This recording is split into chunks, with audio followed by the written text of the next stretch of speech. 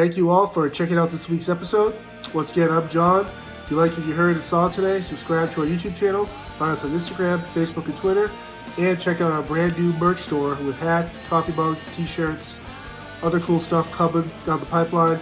Again, thank you all for support. Be safe and see you next week. How's it going, everyone? John here, the host of Spear Talk. And today we get to welcome the incredible Mark Pattison to the show. Mark is a former NFL player for the Raiders, Rams, and Saints. He is a top executive for Sports Illustrated magazine, and he is one of two NFL players to scale the 7 summits, including Everest. And it's great to have you on here, Mark. Yeah, thank you very much. Glad to be here. And so kind of before we hit record here, I was telling you about, we had Pete Koch on the show, and incredible human being. And one of the topics we kind of really hit home on is this idea that people, when they reach the top, whether someone like yourself, once you reach the NFL, like you can't get any higher for professional football. And the people that when they retire, whether it's old age or injury, or they just get tired of the sport, what do those people do to reach another level, whether mind or physical? And someone like Pete, he does all this stuff with fitness and health now for people, how to defeat age and old age. Well, someone like you at the top of the sport, now what do you do to create that same type of excitement and drive? And it's super fascinating that you did something that not a lot of people on earth could even attempt to try, even fathom it. And so I kind of want to start at that point where it's like, is this drive or motivation something you've always had, and that you needed these different parts of your life to happen the way they did to finally push that potential?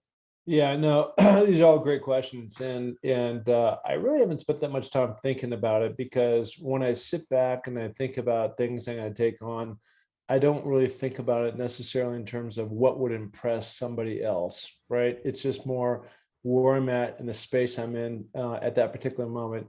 I think the NFL, my college football stuff, is a great example of that. Kind of one thing led to another, to another, to another. I ended up actually playing Pete. He played for the University of Maryland. We played them in the Alaho Bowl, the first inaugural Alaho Bowl way back in the day, and kept progressing through the ranks. I was really influenced by our head coach, Don James. He created this thing called the Pyramid of Success. And so I was always good at sports, but I really didn't know how to excel or be the best version of myself, really without his guidance and his leadership in terms of what that actually meant, how to get the grit, the determination, how to build your body, how to create that mindset. These are all things I really had to learn, probably no different than the Navy SEAL or something when they go in. And so as I progressed, kind of from football and then kind of now what, I think that's where a lot of guys get stuck. You mentioned that before. Their pinnacle in their life, their Mount Everest of their time, ends before they're 30. They're lucky enough to get into the NFL. And for me, it's just like, it was more about the challenge. Could I do something or could I not do that? I ended up starting a number of companies coming out of the NFL. They're all multi-million-dollar. One was venture backed. We sold it, and it was just like the power of curiosity of how do I get to point B and then to point C and then D and so on and so forth, and attacking these things as they would go. And then part of I think life too is just circumstance, and the circumstance you happen to fall into. And what are you going to do about it, and how are you going to react? And then, how do you make lemonade out of lemons that come your way? And we all get the lemons. We all get them, right? And so I've just chosen some things that have been somewhat high profile. There's been a little bit of luck in there, and there's been whole lot of circumstance. But the part of that, and I'm always fascinated when people bring up luck, is like you still have to put the time in to even have that right person see you at the right time, or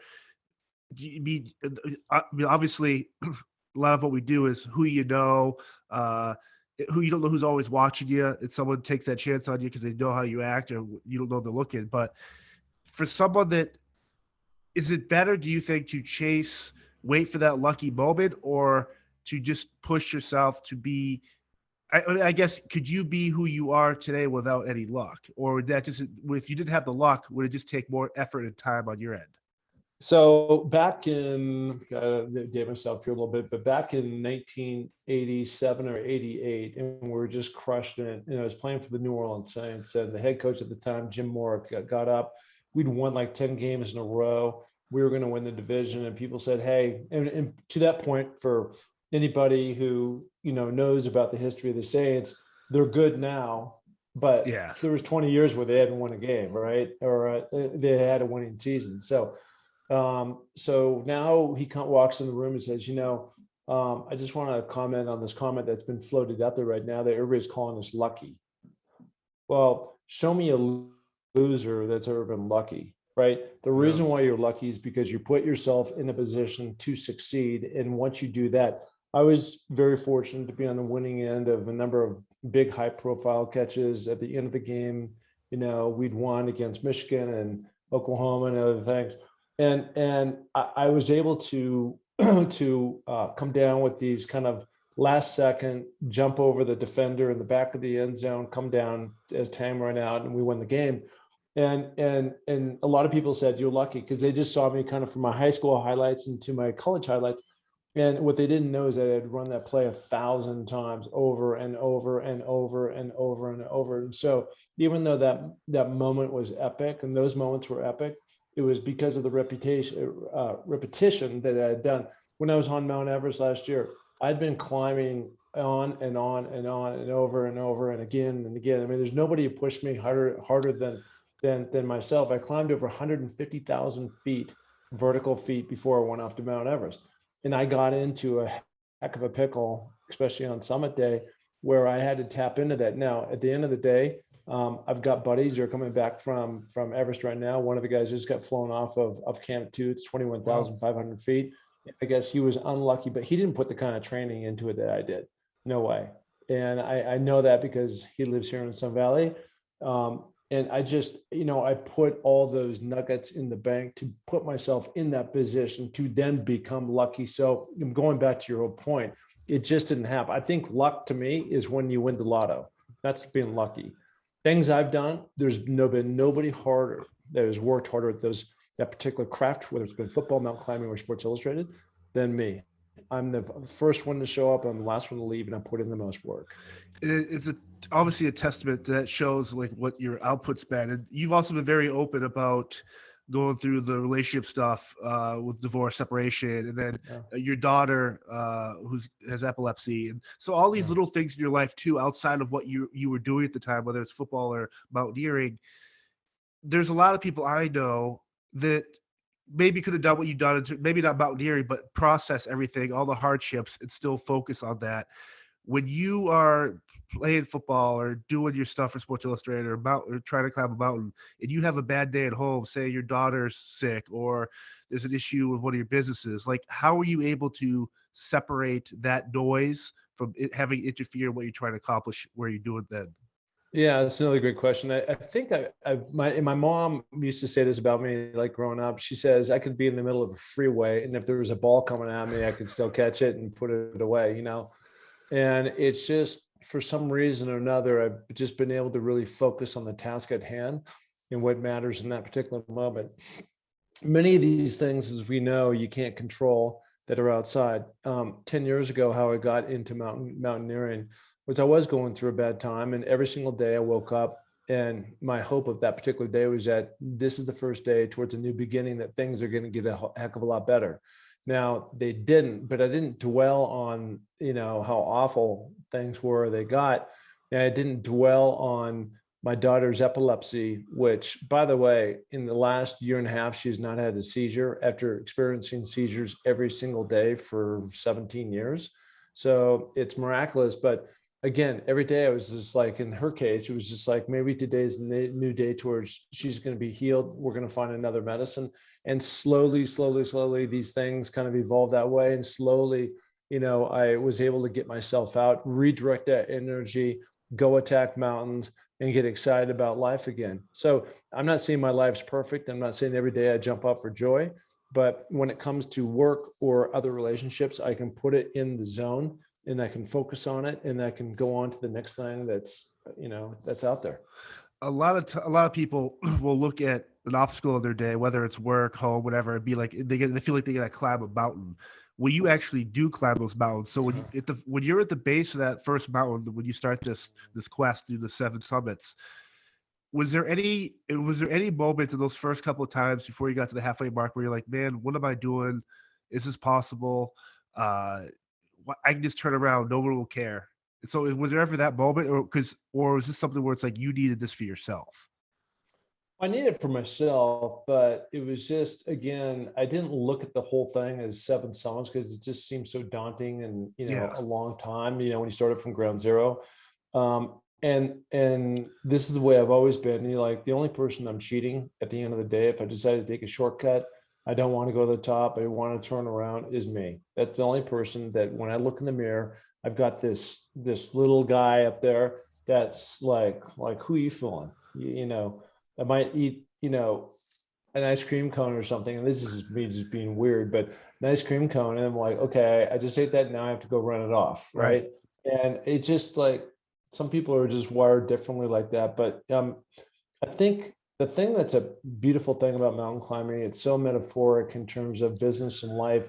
When you start talking about, literally just 1 foot, 1 step after another, as you make your way up. And I can literally, especially with the amount of weight that you have, a lot of times when you're carrying these things up the mountain, it's hard to like look up until you finally take a time out and you kind of enjoying your surroundings. But, that kind of pace over pace, foot over foot, step by step, going up the hill, that has truly kept me in the zone and staying present.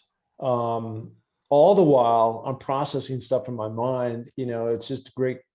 To me, it brings great clarity and problem solving and creativity when you're out there, you're doing all these things. And so one by one, and the thing that was interesting about it is that just my personality, I thought, okay, there's 7 mountains, it's 7 years. And it took me about 10 years to do it. And I didn't bank that there would be this thing called a pandemic, right? So that knocked out the world in 2020 when I was supposed to go to Everest, into this last year, 2021. And then I was on Denali in 2017. I got pushed back by -80-degree weather up there. So I had to come back again and do it all over again. And the thing that's a bitch about that, and that's one that I really didn't want to go back, but I had to go. I mean, there's just like, there's no other way around it except through it. And I had to go back there, and you're carrying 137 pounds up that mountain, and it's steep and it's cold and it's a lot of things, and it's hard. It is hard, but hard things are hard. And once you've got to get your mind around hard things are around, I think that creates that mindset about what you're going to be in for. You talked about controlling what you can control, but with events like that, where it's obviously you've had a COVID outbreak, gear, oxygen issues, weather issues, like how tough is it to reset yourself where it's like, hey, we can't go further today, or we have to come back? Like, is it for me, it would seem super frustrating because you're physically ready, or is maybe this something where an outside force saying, hey, it's just not your time yet, or it's not meant to be? Yeah, I mean, I think it's all those things. I mean, like well, in general, one of the things about mountain climbing that people don't understand, mountain climbing is really as much about the waiting game, right? Because you go up and then you have to go back down, and then you have to take a rest, and you have to go up, and because you're constantly acclimating your body and trying to build red blood cells and things like that. And sometimes there's weather issues where you just got to take a time out. And on Denali, I mean, we're in these massive snowstorms, for days, where snow feet on end. And you're in there on Everest last year. I got up to Camp 3, 23,500 feet on a 45-degree slope, and we're there for 3 days because we're in the eye of the storm of a cyclone, which is basically a hurricane with snow. And you're just laying in your tent, can't go anywhere, can't do anything. You're just laying there, and you just got to figure out a way to stay present in those moments and think about the big picture. What are you trying to get accomplished? Not where do you want to go in that particular moment. Now, obviously, you're familiar with teamwork, the football and stuff, but when it comes to a team that helps you to climb these mountains and stuff, like what were the similarities and differences in terms of like you have the center in football or the quarterback, but are those type of roles in the team as in terms of mountain climbing? It really is. It's interesting because on Everest is different from all the others because you're there kind of more in one sense. You're not tethered to other people. You're tethered to the mountain. You're tethered to a rope called a fixed line. And so as you're going up and down, I don't have to rely on so many people. Part of my frustration for the last several years on all these other mountains I've done is that I have trained like an animal and ready to go, and usually the fittest and the strongest. And then I get there and there's always somebody who's not nearly at that level, hasn't put in the kind of preparation for whatever reason. And so then I end up going only as fast as your weakest link, right? And so in the sense of that team where you're tethered, Right. 4 or 5 guys on a rope, you can only go so fast, and trying to get up some of these different ice walls has made it super frustrating. I had a guy, unfortunately, he died on Everest, but I climbed with him, on Denali. I had another, I'm sorry, in Antarctica. I had another similar experience, which I'll share here in a second on Denali, which is, you climb, you're going up these steep mountains, you're carrying all this kind of weight on your back, and then you pull into camp. And a lot of times that's kind of where it all really starts, because you got to set up your tents. You got to set up kind of a mess hall tent. You got to build ice walls around so you can block the snow. And I've been in these situations where others have just sat down like, I'm just going to sit this one out. And we're all tired, right? Like, get your ass Right. off, because again, it's a team thing where you're not coming together as a team to create this thing. Because we all want to jump in our tents and jump in our sleeping bags and get warm and get something to eat, but it is what it is. And that's just part of the mountaineering game. That's what makes it frustrating. And I've got these different friends that are fairly famous around the world, and they're sponsored by the North Faces of the world and things like that at Veasters. And these guys, and the beauty is that they can pick their own teammates, and that's the way you want to go. But I'm not in that category. I was just another guy out there trying to climb, and so you end up going, and you have people coming in from all over the world. So it just makes it frustrating that way sometimes, if you don't get the right lot of people that are really compatible about the way they attack the mountain. There's like this beautiful tragedy to Everest, because every time you see pictures or you hear these people going up there, a lot of people have died trying to do what you did. And when you get to the top of that yourself, do you feel like, what are your thoughts? Like, what's the first thing you say to yourself or your team? Or do you feel like the weight of these spirits up there, where you're kind of like, you did something that a lot of humans have attempted to do and didn't make it? It's like, there's gotta be some sort of weird type of mental, like, just lose your mind somewhat. Yeah, you do. And a lot of people have, mixed reactions up there. Going back to this guy, Don Cash, who I climbed with in Antarctica in 2019, that was January. And then in April, he went to Mount Everest, and he went with an inexperienced, very cheap outfitter, and ended up costing his life. And so, when I'm up now around the Hillary Step, which is probably just under 28,000 feet, actually just under 29,000 feet, I literally stepped over Don. He's still laying there in his suit. And, it's surreal. And I just kept saying to myself, focus, because you do not want to end up like that person. And then I've seen people, once they get to the top, and by the way, I was only up there with one other Sherpa climbing at the top. And when I got there was about 5 others, and then there's 5 left, and then my Sherpa left. So I was the last guy standing there by myself, like looking That's around, awesome. like, okay, where's everybody? Right. Like, it's just me. But as I'm sitting there, I was so exhausted because I hadn't eaten in 3 days. I'd been in that cyclone, and we're eating these freeze-dried food, which is awful. It doesn't go down my system very well. And I was struggling so much in that way, that just climbing straight up is so steep, and going up and all those elements and climbing through the night. And now it's, 10 o'clock in the morning, after being up since 11 o'clock the night before. And with the altitude and everything else, I just was having a hard time just finding all the joy in what I just accomplished, because I knew I was going to be into it for another bunch of hours. As it turned out, I was out there for 18 hours straight, and I was just whooped. I mean, like, whatever anybody else that's listening to this, or yourself, that you've gone and done a marathon or a 10K or done something physical where you've taken yourself to that final point, and it wasn't till like that next day or two, as I was coming off the mountain, I just like the enormity of what I just pulled off, really hit me. How much of a duty do you have as a fellow climber, like in terms of like conservation or like people leaving trash or debris? Like, is there an unwritten law or rule where you kind of like don't leave your campsites messy, or like, I mean, how does that work? Yeah, I've heard a lot about that, and I think they've done a great job, of really trying to clean that up. I don't know what it was like in the past, but there wasn't that much, considering how many people were up there and all the Sherpas and everything else. They were doing a heck of a job of flying that trash in and out on these different helicopters and keeping things pretty clean. The only place where I saw some remnants of things that you might be talking about were at Camp 4, 26,500 feet. And these are more like tin cans, and they're not everywhere. You don't feel like it's super trashy up there, but it's just a hostile environment.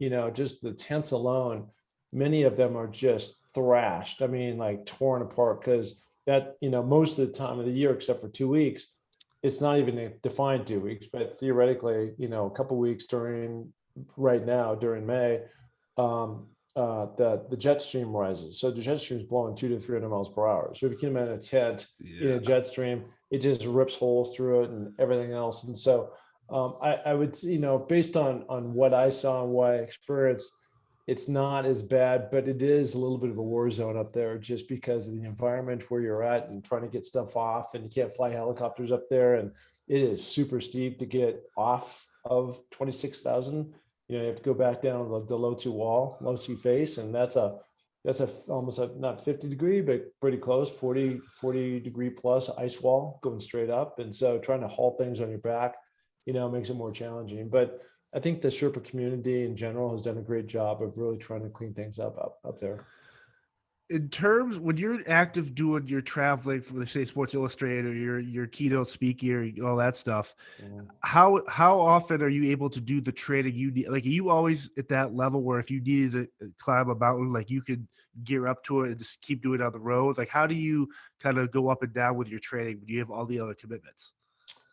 It just never stops. I mean, I'm totally committed to it. I train twice a day, 5 days a week, and then my days off are Saturday and Sunday, and I just train once. And so those are my days off, what I consider. And the best part of my day is when I'm out there breathing the air and climbing straight up. That's what I enjoy. But it's priorities. It's everybody. Prioritizes their day in different ways, right? On what they want to do and how they want to go about doing it. And where maybe somebody wants to watch TV, I fill that space with climbing straight up in the afternoon. And like this morning when people are sleeping, I'm moving. And so I think some of that has to do with I can adjust to time zones. I don't require a lot of sleep, which everybody's system is different, so not everybody can do that. And what actually energizes me, not makes me more tired, is when I'm out and getting air into my brain and thinking about things. That helps me kind of set the tone for the day on my energy and what I'm going to do and how I'm going to go about doing it. In terms of like the temperature changes and the weather conditions, are you able to simulate that before you get up there, or is there, like, how do you go about getting ready for that type of stuff? I've a lot of people tease me often when I'm talking about the local stuff now, because I always carry a backpack and I always have a bunch of stuff in it, and I've been in every situation you can possibly imagine, and I just know that things change all the time, the weather, what you're doing, and so I always have my what's just in case gear, right? And now I'm not taking that to a extreme. I don't have my Mount Everest one-piece suit, like when I'm going up on a day that's 30 degrees here in Sun Valley. But at the same time, I'm always layering in a way that I'm being smart about what I'm putting up, going up, and what I'm putting on, a little heavier stuff, going down, and having an extra set of mittens and a hat, and just the right kind of stuff. The nutrition, it all matters. And you look at people, the reason why some succeed and others don't, it's all these little things. And a lot of those little things, like I failed at on summit day of Everest, where I didn't do many of the things that I normally do. And so small things get way magnified the higher you get. So, you know, being prepared and really understanding and experience matters. If you had to climb Denali again or Everest, whatever it is, would you have the same reaction to climbing it the second time? And I guess the second part question for that, do you ever, after a climb, do like a Monday quarterback type thing where you're like, I should have done this better to save more time, or I could have done this differently? Like, do you ever go through those thoughts? Not really, because it's just that, you know, it's not like a basketball court where it's a defined length and width and the basket's always 10 feet high. You know, it's always changing. And as you go around the globe, which now I have, you know, the seven summits, as you mentioned in the opening, basically means the seven continents, which represent the earth. And all these different time zones, you know, the weather and the climate and the air and everything else is so much different as you go, and you just have to be ready to adjust. But again, there's no substitute for the preparation that you put in just to put yourself in a position to be on day one to start up the mountain. And then, you know, at the end, then you're thinking about, okay, what's the weather look like? What's going on? What do I need to eat? And kind of my whole weak point has always been nutrition, meaning the higher you go, your appetite gets suppressed and the less you want to eat. And the higher you go, also, you can't bring like a cheeseburger and fries up there, right? There's not Right. ice cream stands, you know, on the corner. And so the way that they compensate for that is by, again, having this freeze dried. So you go to the store, the REIs, and you pick up the stuff, and all you have to do is pour hot water on it. Well, it's they put these fancy packages on it, like spaghetti or lasagna or something else that sounds pretty good. If you're in a nice restaurant, you know, you're in a chart house or something, you fired up a steak, but it's just basically sawdust with a little bit of flavoring, and then you pour the hot water on it. So I mean, I was literally gagging this stuff up on Everest. And so I didn't eat much the last, I don't know, 72 hours or something. And to try to go climb something as physically demanding as that, or Denali or some of these other places, you know, that's a hard road to hoe, you know, with no energy in your system. The other interesting thing too that you do, you kind of tied into your philanthropy work with the epilepsy and Higher Ground and your daughter Amelia, and I think you raised like basically just under 30,000 for the after kind of to mimic the height of Everest. Well, And actually, it's all in. It's about 160 grand now. oh, it's awesome. Yeah. And so it's kind of cool that you're able to do this thing for yourself and what you're trying to do, but serve the bigger picture, which is raise awareness for epilepsy and kind of raise funds for a thing that is affecting 1 in 26 people. And so it's kind of talk about that, where it's the philanthropy idea behind these type of things is super fascinating to me. Yeah, well, it is, you know, I really didn't put that much, you know, at the time, going back 10 years, it was really about Mark trying to get healed coming off this divorce Right. and everything. It's something I didn't want and something that happened, but something you have to deal with. And then I got into it about, I don't know, maybe 3 or 4 years into it. And I'd climbed it. My whole idea at the time was climbing one big mountain a year. And I'd gotten 3 or 4 mountains under my belt. And I got contacted by Chris Long, who played 10 years in the NFL. Yes. He is the son of Howie Long. And he started this organization called Water Boys. And Water Boys was all about trying to bring money and awareness in water wells to the people in East Africa, in particular at the time. It's gotten much bigger, but in Tanzania. And so he invited me to go down in his first class. And I went with 5 or 6 other NFL guys and some military people. And we raised a bunch of money, I think $46,000 on that one personally. And we went into the Serengeti, and, you know, we're in these huts with these people in the Maasai tribe. They were wonderful. They were amazing. And then afterwards we climbed Kilimanjaro, but it really opened my eyes in terms of philanthropy and giving back, and not just giving to the Red Cross and where's that money going, but actually being there, seeing the joy, seeing the happiness, seeing what just a basic water well. So these young girls who typically would go down to the rivers many miles away, get raped or get attacked by lions and other animals, you know, could safely be in the village and they could celebrate that. And so as my daughter, I was involved with Water Boys for a couple of years, and my daughter got very mission critical. We had to pull her out of the University of Arizona. And the miracle of all this is this last week, and I was just down at graduation for her to celebrate this amazing achievement. Yeah, just that it is awesome.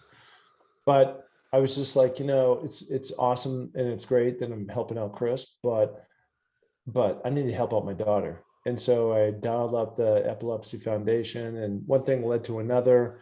And ultimately I started helping a group here called Higher Ground. And we started making donations and talking to people and creating some fundraisers. And the NFL ended up pitching in, the Raiders ended up pitching in, but it just became clear to me that even though originally it was about me and trying to get healed, I found that I was getting a lot of attention because of my NFL past, tying that into mountain climbing, and especially with Mount Everest, the NFL coming out wanting to do a feature film on me and documentary, which is now up for Best Picture. We find that out on Tuesday, and where I could redirect that light onto others and see what I could do to help in that way. And like I said, the miracle out of all this is that my own daughter is healed, and so many other people are benefiting from those dollars.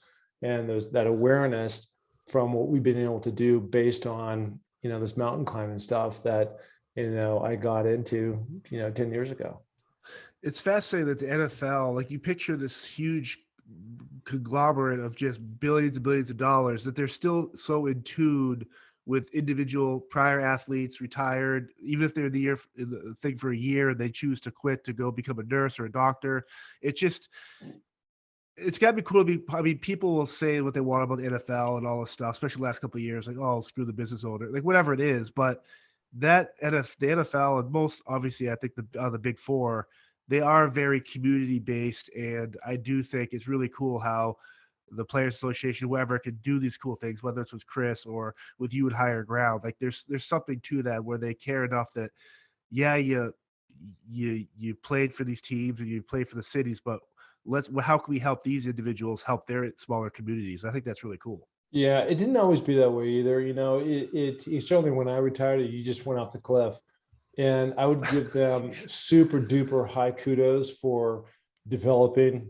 There's a gal named Tracy Perlman who's really led the charge, but for the NFLPA, they've really developed programs now for the 10,000 plus, anywhere from mental health to health benefits to seminars on how to be a coach, to broadcasting, to financial services, to all these different things. Now, most of these things I've never had, fortunately, I've never had to tap into. I wouldn't say fortunately or unfortunately, but it's just, I've kind of charted my own path. But the bottom line is that for so many guys who haven't been able to really understand how to transfer the energy that they had in football to something that's really going to, take them the rest of their life and have some joy and happiness and have a sense of passion and purpose.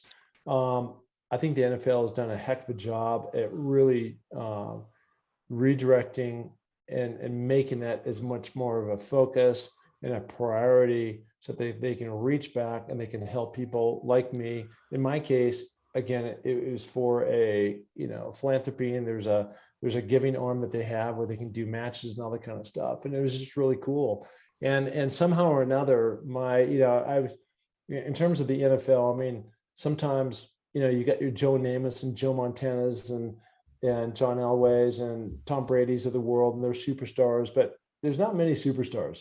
Like most of the guys are like me. They came and they went. We had our time, and it was amazing to be there and all that kind of stuff. But it's really about what you're going to do in life moving forward, and that's been the wonderful thing, that this climbing really made my NFL days relevant again enough to then turn around and go out and help people, of which I could pull them in to help, in terms of fundraising and awareness, and some of the causes that I was behind and still am. And you mentioned, obviously, the documentary is up for Best Picture and a bunch of awards. But when they first approach you to film this, is there any fear on your end, or are you just kind of like, hey, let's just document all of this, let's show us as real as possible?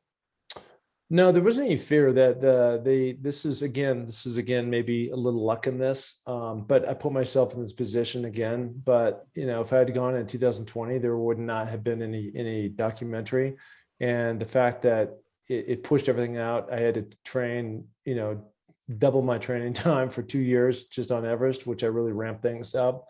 But I got a call in January 2021, and they said, "Hey, we want to come over. We want to do this documentary." The name of it is called Searching for the Summit. And the beautiful part about that is that they didn't really know the story. They just knew about some ex-jock that was climbing mountains, and that was it.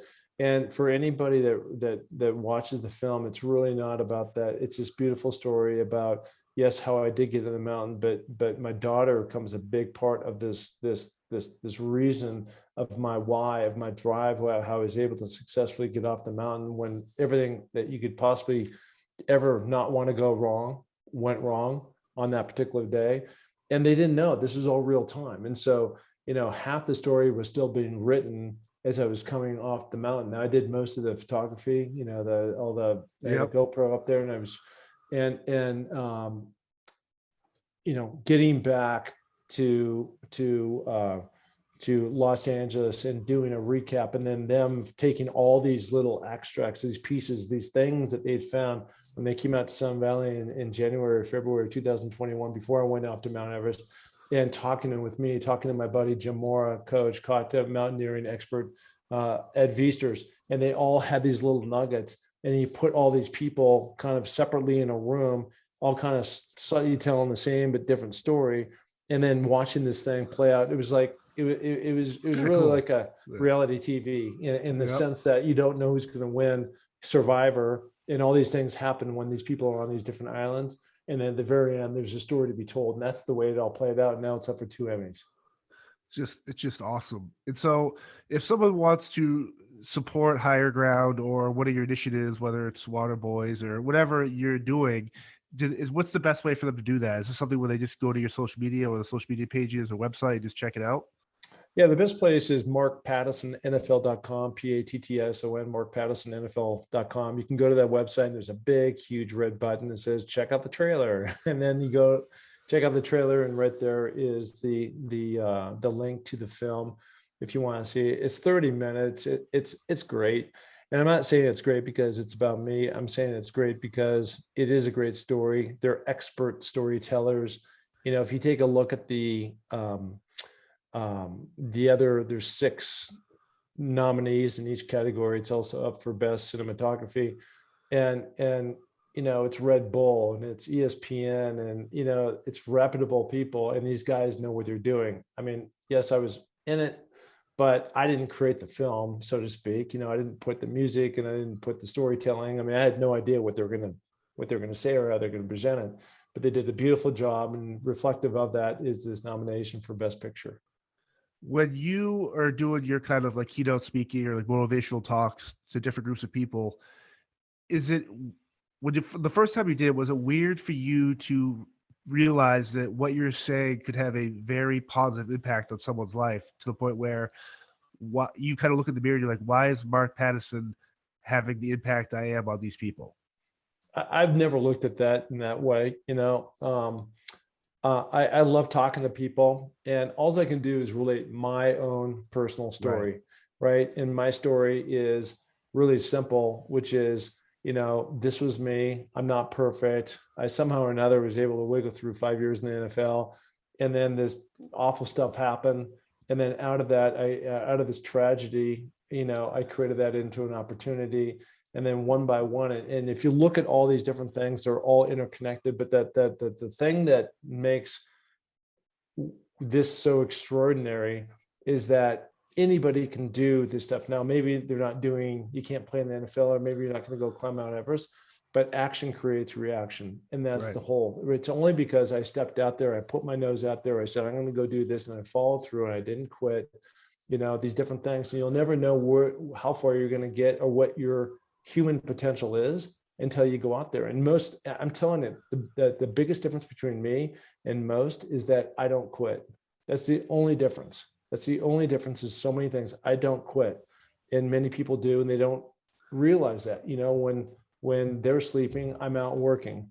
When they're going to bed, I'm still grinding, and it never ends for me. It just keeps going, and not everybody's built like that, and that's fine. But if you truly want to do something great and you want to have success, then there's no like secret sauce to this. It's usually the hardest guy that's up and at 'em, the early bird gets the worm, all those little stupid things usually has the most amount of success. There's never been a guy or a girl that is worth the least amount that has had the most success. It doesn't work like that. Before I let you go, I know you also started a podcast, the Finding Your Summit podcast, which is awesome. I think you're over 200 episodes now. What's it like for that, putting yourself out there, talking to other people? Like, do you find motivation in others, or is this because the way some of the episodes where I'm kind of like, this is two alpha people, and not necessarily meaning that like you're the top, but two people that have no issue talking about their life and what they're trying to accomplish, and that's where I find the motivation, where two people are like unabashedly themselves, and I think that's one of the cool things about your podcast. Yeah, I've never made any money from these, and they cost me, and I keep asking myself, because it's kind of the grind of going out and tracking these people down, as and then booking them. I love the talking part. It's the booking them part, which makes it hard. I wish I had a full-time booker, but I just always find so much inspiration from others, because a lot of the people I have, we've all had bumps, we've all had obstacles that we've had to come over. And it really honestly keeps me motivated when I have conversations, like this with you, or where I'm on the other side of the mic and I'm asking the questions. And again, I go back to that another, I think, element, an ingredient why I've been successful at some of these different things, is because I have this power of curiosity. It's like, why? So like, if you went and did something external, like, well, why'd you do that? And if you just keep peeling, a lot of times, ultimately, you're going to find, the true answers. And if people are willing, then I'll keep like stripping it back. And I just, I'm not trying to like create some kind of Oprah show or anything, but at the same time, it's where are these people getting this motivation? Because we all get motivated from some. It doesn't come out of right field. So that I find is very fascinating. And the conversations I have, I always get off, and every single time it's a reminder of that's the reason why I do it. Yeah, it's awesome. And I got motivated just talking to you the last 40 minutes. And this is it's been awesome. And I can't wait to see what you climb next, or what new thing you're going for. And the Matterhorn. Oh, awesome. Going after the Matterhorn. Love it. And but yeah, this has been awesome, Mark. I thank you for your time and everything. Thank you for what you're doing, and thank you for the stuff you're doing for epilepsy and stuff. And it's pretty awesome. Appreciate it. Love being on the show today. Thank you. How's it going, everyone? John here, the host of Spear Talk.